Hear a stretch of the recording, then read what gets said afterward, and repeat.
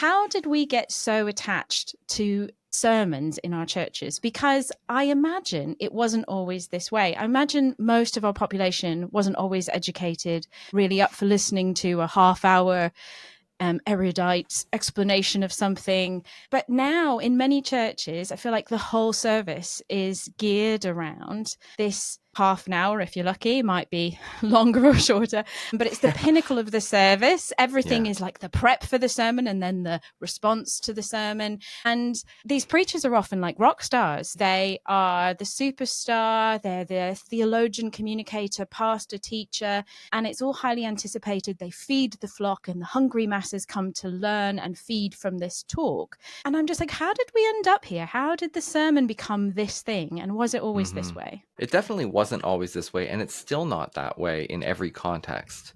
My family, we are an ecumenical family, and so I'm an ordained Baptist minister. My wife is a Roman Catholic laywoman, and so we're kind of dual citizens, we like to say. But in many Catholic churches, preaching does not have that same role, that same kind of everything leading to that, because it's not about preaching, it's about the Eucharist.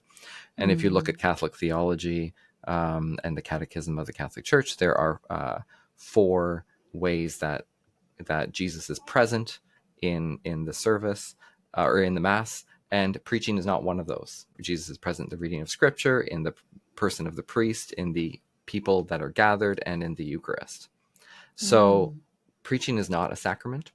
I have a hunch, and I'm not a historical theologian, but I think something happened in the Reformation, and as more different varieties of Christianity evolved out of Catholicism into Lutheranism, Mennonites, Baptists, all sorts, Methodists, right?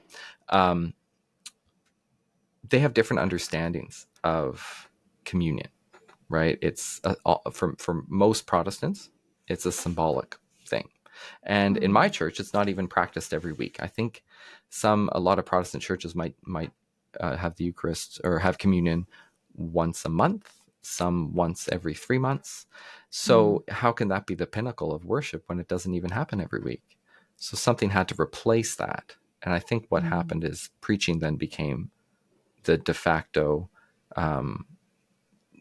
moment, as you said, to which worship leads.